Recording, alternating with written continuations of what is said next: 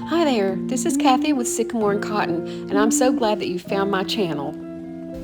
If you're a returning viewer, then welcome back, and if you're new, welcome. I hope that you'll stay a while and also check out some of my other videos on YouTube. So this week's projects are a little different. They're fast projects. There are some repairs that I do, and then some upcycling pieces. I didn't have a whole lot of time this week, so I had to do some things that were start and finish pretty quickly. So I hope that you enjoy. I hope that you get some ideas. I hope that you get some inspiration. But let's get started. I'm going to start with this brass planter. It's pretty large, as you can see here. And I have had it in my stash for probably about 3 years, and I was not sure what to do with it. Did I want to keep the grungy patina? It was pretty bad. I mean, there was some beautiful patina on it, but then there was some that was just kind of nasty looking. And obviously you can see here that I decided to fix it up using Rub and Buff. First I decided, I had to wash it down really good inside and out. And you can see along the edges there that it had gotten just a buildup of corrosion. That's why I really decided to brighten it up. I loved the handles. I love this piece. I'm keeping this for myself, and that's been the plan for pretty much the whole time. I'm actually going to use it in my office to put my wrapping papers in. Isn't that beautiful? Now, I didn't do anything but apply Rub and Buff on the outside, and the inside, because there was so much, I just sprayed it with a gold spray paint. They don't match exactly, but for me, that's fine and it works. So let me know about your preference with old brass pieces. Do you like the patina, or do you prefer the shinier, newer looking? I think that now it still has an aged look, just a cleaner aged look. There's still some of that beautiful patina that I like so well, that's kind of that bluish green. I really like that, but it was corroded on the edges, so that had to go. I love it, but let me know what you think. The next project is this wall medallion that has this gorgeous horse on the inside. I'm from Kentucky, and Kentucky is the bluegrass state with beautiful horses, and Churchill Downs in Louisville, and Kentucky Horse Park in Lexington. So it just seemed natural that I would grab something with a horse on it. I love the patina on this horse. Of course, I knew that I would have to paint it after adding the air dry clay, and I wanted to be able to get something very close, and I think that I'm real happy with how this turned out. So all I did was I just took tiny pieces of air dry clay, and piece by piece, or section by section that needed some attention, I just took a little tiny piece of clay, put some glue on the piece before I put the clay, and I used Titebond Quick and Thick glue. My glue had gotten a little thick, so I used a popsicle stick just to dab some on the horse before putting the air dry clay. And I really didn't even try to shape the clay.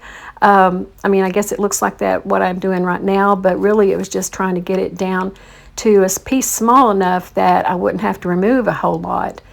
And I'm also using that stick just to kind of tap it down, and I start shaping it with an X-Acto knife and just pulling away the parts around that were excess. And that's basically what I did for all of it. Of course, the most challenging parts were the nostril on the horse, and then its mane and its ear there at the top. But I worked out okay with it. I'm really surprised, actually. What I did just there was spray my hand with just a little bit of water so that I could smooth down, and just make sure I have a smooth transition with the air dry clay and the actual piece.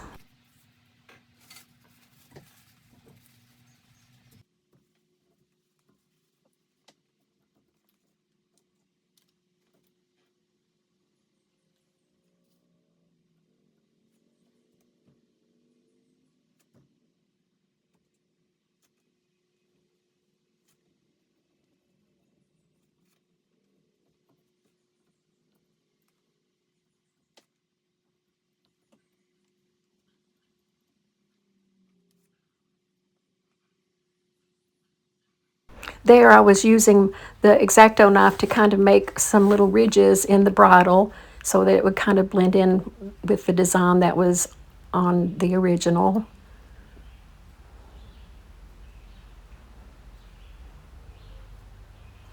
And again, I dampened my hand so that I could get my finger a little wet and then just smooth it out.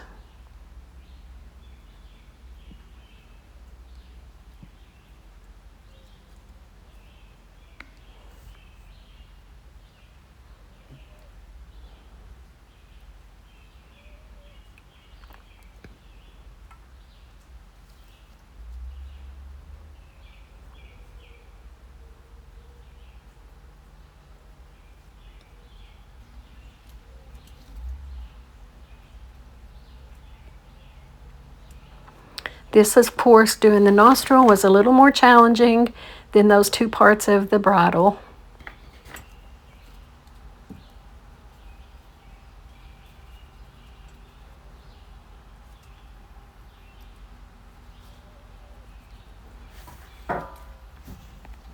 I don't have special tools for working with clay, so I use whatever's on hand, which is, in this case, I just use the end of a paintbrush and then I'll flip it around.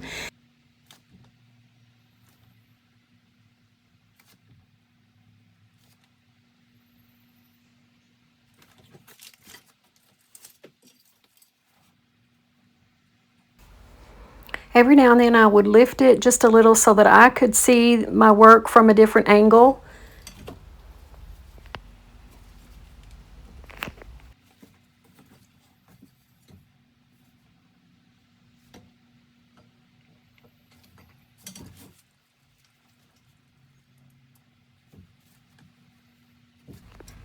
And here I use a dampened paintbrush to kind of blend in the air dry clay with the original and help shape it. This is very tedious, but I actually enjoyed it.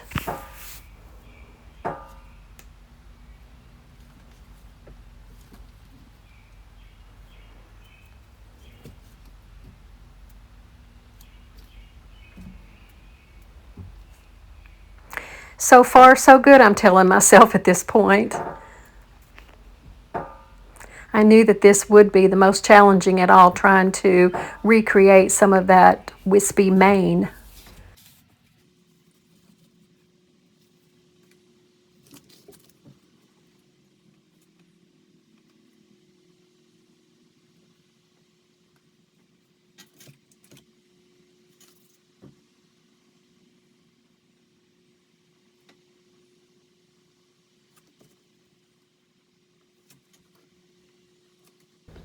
In all truth, I really don't know what I'm doing right here. I'm just trying to get some clay on there and not have a big, awkward looking blob.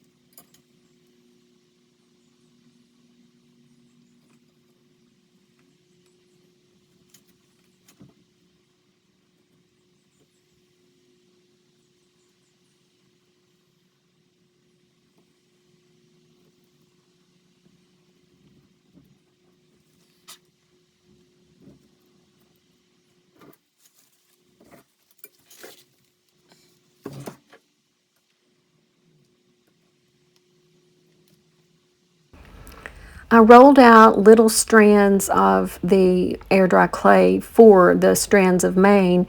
That seemed to work better for me than trying to put a glob of the air dry clay on there and then trying to shape it and cut back and pull away.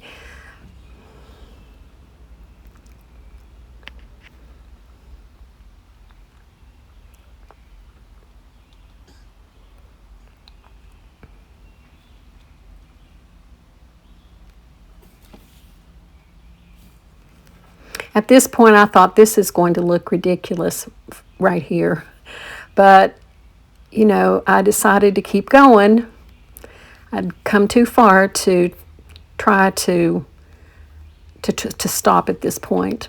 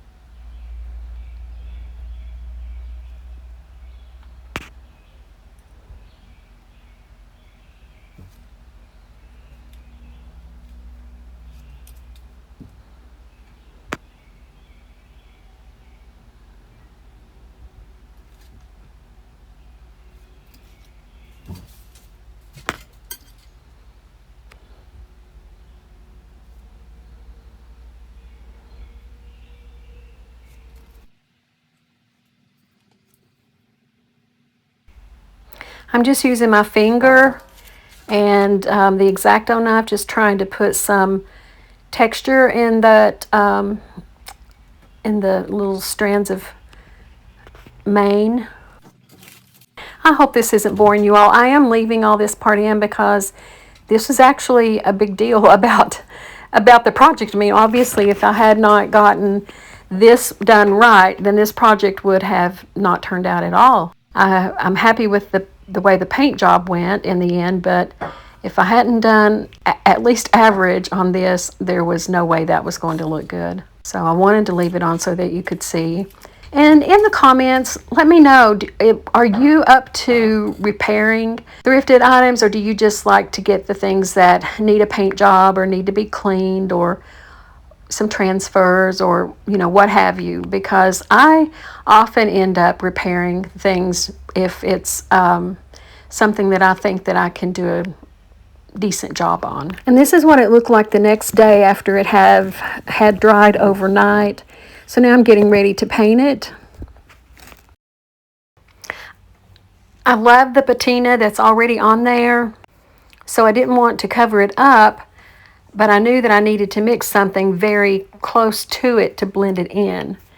So I got just a dab of blue pine from Fusion and a little dab. I didn't even really get more than just getting my paint brush down into the paint, and blended that together with the black and blended that together. I did decide I needed a dab more of the black,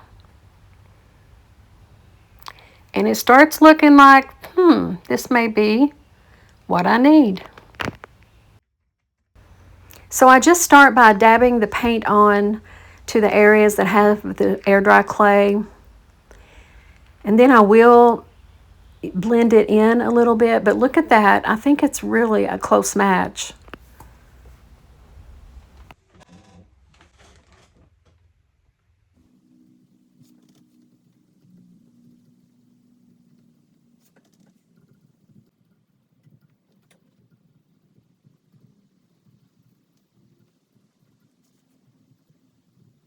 In just a second, I'm going to spray just a tiny bit of water, and that helps to dilute the paint a little, thin it out a little, and then use my shop towel to dab away some of that excess.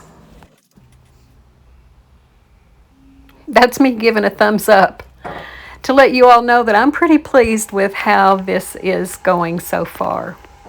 After drying it, I was then ready to move on to the next step that I had decided to add. Now, it did not have a brass accent on it, or bronze accent on it rather, but I thought that it would look nice with that patina and just kind of freshen up the black of the iron pieces. And I first started using, it's just an acrylic paint, because I didn't have any rub and buff in this color, and I did not want to use gold. I definitely wanted to use bronze. So this bronze metallic, I had pulled it out. I believe it's by Folk Art. And I started by just using my finger, but I really wasn't able to spread it that well. And then I got a dry brush and then started dabbing it around. And the more I dabbed, the heavier handed I got with it. And I really liked it. So I just dry brushed it all over the horse, and then decided to move it on out onto the scroll work of the iron. And I am so pleased with how it turned out. I love how the bronze really highlighted the horse and just made it stand out more. Let me know what you think. I am happy with this project. I'm especially happy that I was able to repair it without it really showing that it's been repaired, and that I was able to keep the color as it was basically without having to do a complete overhaul in the paint. And I have it for sale now in my booth and also on my Etsy shop at Sycamore and Cotton. Next project is taking this seashell pedestal, decor, I'm not sure exactly what you call it.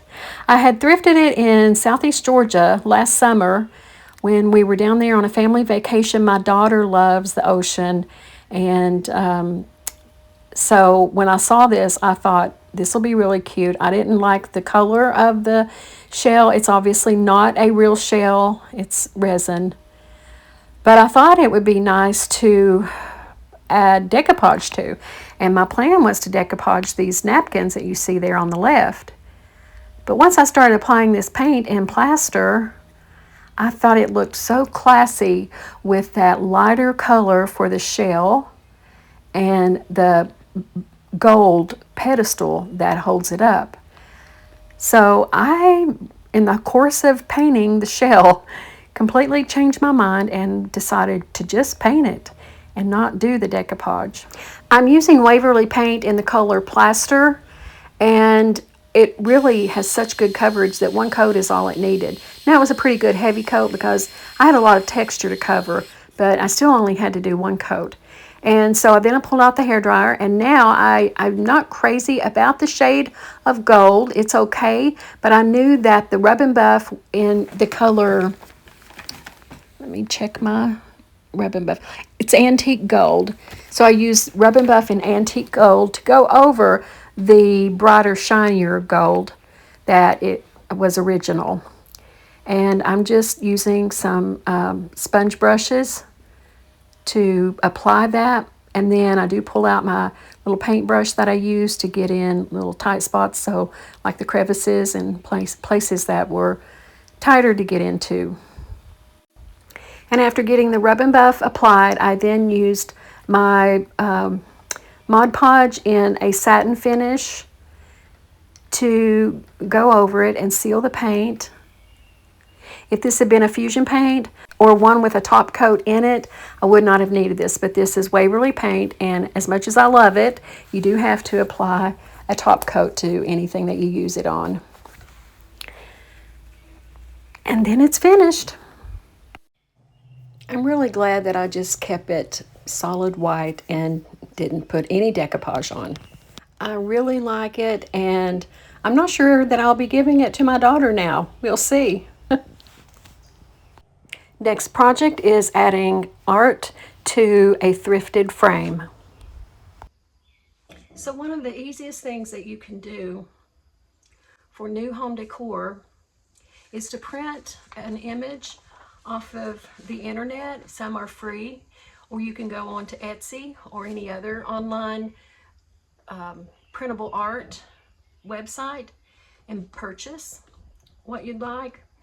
And when you're buying frames in the store, when you're buying frames brand new, they're pretty expensive. I got this really nice frame. It's got the velvet back. It's very clean. No scratches, no markings. I'm not really crazy about this, I don't know, yellowish almond color, but I love the frame, especially the ribbon at the top, or the little bow at the top. It does have glass in it. I've just taken it out. So I buy frames all the time, and I tend to accumulate a lot of them. So I went through my stash knowing that it would be something that I could complete easily and quickly for this video. And also it would help me move along some of my work, or some of my thrifted items, and get them out of my inventory and into the store. I really like this image so much. I had looked up the flower and now I've forgotten, but I'll try to remember to post it up here so that you, at the top, so that you'll see at some point in this video when I can stop and look it up. Anyway, once it's printed, and I did print this on just regular copy paper. If it's something that I plan to sell, this one I do plan to keep for myself, but if it's something that I plan to sell, I print it on archival cardstock. It's more sturdy, and it being archival, there's less chance of fading. It'll last longer. But for myself, it's just going on regular copy paper. And all I have to do is cut it down to fit the frame. The image is actually the same size of the glass. I do leave just a tiny little, maybe 1/8 of an inch, or one, I don't think it's even 1/4 of an inch. I just cut just beyond the line, because usually the inset for your photo is in glass is just a little bit larger than the glass itself. And if your print is just a little bit larger than your glass, then it won't slide as much when you're placing it. So that's just something I do to try to avoid that. I'm cleaning it. I did have some store-bought window cleaner. I really just like to use alcohol, but this is what I had close on hand. I use alcohol on my windows at home once in a blue moon when I wash my windows. And I always make sure to clean the edges really, really well, because dust collects in those, and then it starts, some kind of a film or buildup along the edge of the glass. And I'm wiping off the inside as well. Put my glass in. And there it is. And at first, I think, yeah, that's good. The color of that frame is similar to the color in the picture. And then I think, I'm going to have to do something about that. The more I look at it, the more I think, yeah, let's put some paint on there. So at first I start with the plan of just dry brushing. And then if you'll notice, there's the decorative trim around the edge, but then there's also the flat part of the frame as well. So I thought, okay, I'll dry brush around the decorative edge, and then I'll paint that flat part. And guess what it turned into? Me painting the entire frame. Is anybody surprised about that? I don't think so. Although it's easy to clean glass if you get paint on it, I decided to take it apart. I should have done that when I started painting it to start with.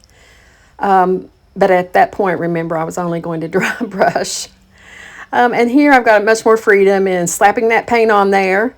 And it took 2 coats. I was stippling it on, dabbing it on, pouncing the paintbrush. I wanted to make sure that I had good coverage and that it got down into the decorative parts and up on the ribbon, all around the ribbon or the bow that's at the top.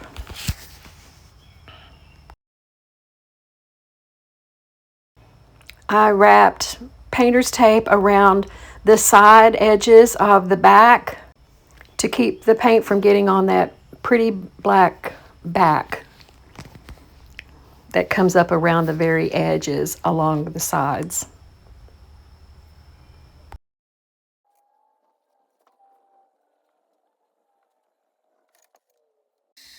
I pull out my hair dryer to help speed up the drying process, and then I decide I love it the way it is. I love the color, but I think maybe give it a little bit of aging, a little bit of dimension. So I'm using Sweet Pickens dark oil wax. I always have to stop and think of the name of that. It's brown. It's a dark brown, I would call it. It's not black. And I like this so much. It just, you can really control how much stays on your project. And this one, it gave me a scare though for a minute because I'm putting it directly on the chalk paint. So I knew that more of the oil wax would absorb into the chalk paint because I hadn't put a clear coat on before putting the oil wax on. But I didn't think it would hurt too much. I went outside after getting this all covered with the oil wax and threw ball with my little dog for just a few minutes. And when I came back in and I instead of using a shop towel, I knew that it'd probably be smarter to use a wet wipe. And as I started wiping away the oil wax, it was leaving more than I had thought it would leave. And I was not really panicking because I knew I could always dry brush over to lighten it up a little bit or even put another full layer of paint on it. But I just pressed a little harder as I was using that wet wipe and it started to come up better. And it ended up being just exactly what I wanted. So I was so happy that I used that. All that's left for me to do is get the tape off and reframe the print. And I think that it was perfect. I like it so much. But then I think, well, it could use just a little bit more. And that's when I decided to get out the rub and buff and put a very light brushing of rub and buff just on the raised parts of the frame, just along the details. And that really took it over the top.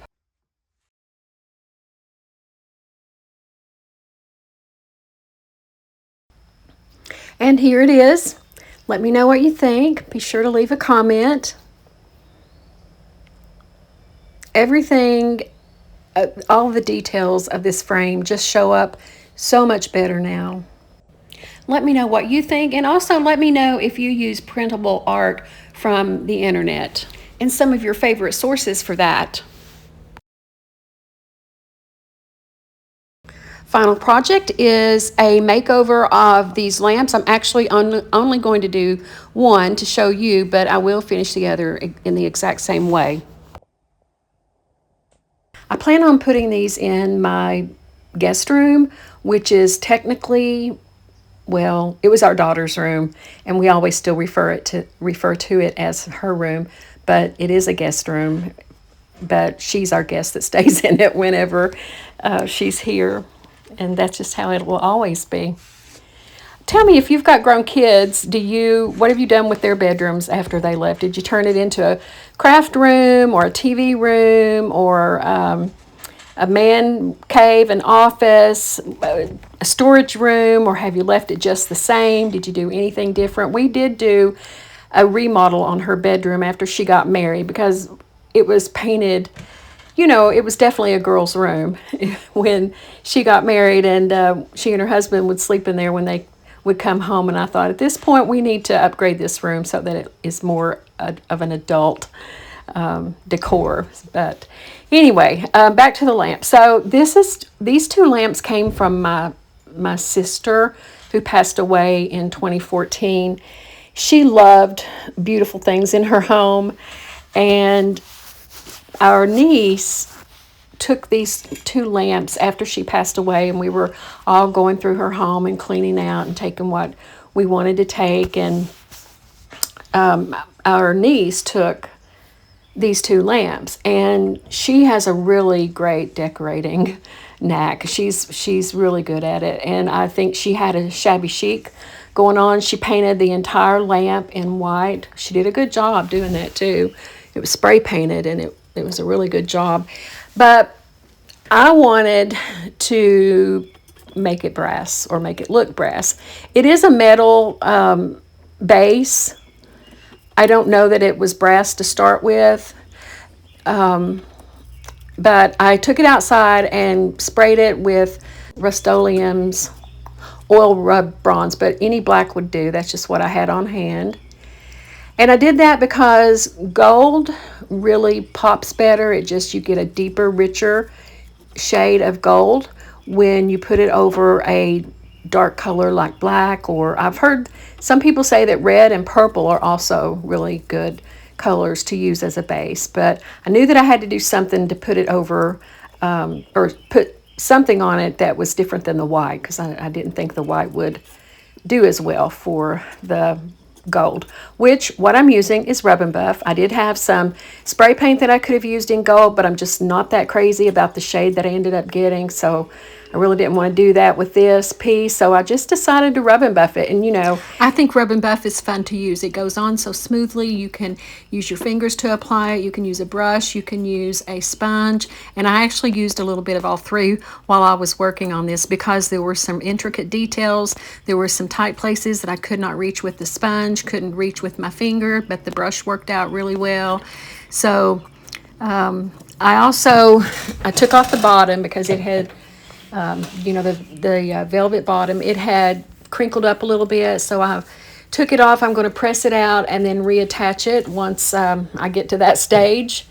But right now I'm just getting that gold on there.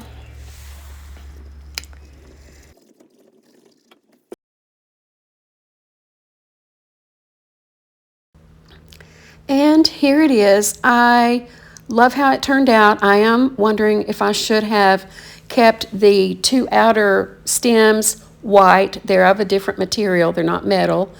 I could go back and do that over. I don't know. But let me know what you think about that. Should I have left those two outer stems white, or do you like it with the Rub and Buff? Anyway, I'm pleased with how it is. The lamp shades are an off-white in a damask pattern, and they are original to the lamps. I did take them outside and spray them down and wash them. They had a little bit of discoloration and staining, but I think for me to use at home, these are going to be fine for me. And here's just a view of all the projects minus the medallion, which is already in my booth. But here are the other 4 projects all in one setting. When I was making this video, or when I started this video, I thought these are just a mixed match of projects that I'm doing. But as it went on, there is a theme. I did use Rub and Buff on all 5 projects, and I think that all the projects, especially these 4 here, are of high-end quality. And there's also a sort of coastal theme. Think Cumberland Island in Georgia, where the wild horses roam free on the beach. And the seashell and the floral picture, I'm not sure if it's a coastal flower, but I think they all go well together for a coastal look. And then, of course, most everything has brass in it or a metallic look. So I am really pleased with these. I'm especially pleased that they all came together in a cohesive decor.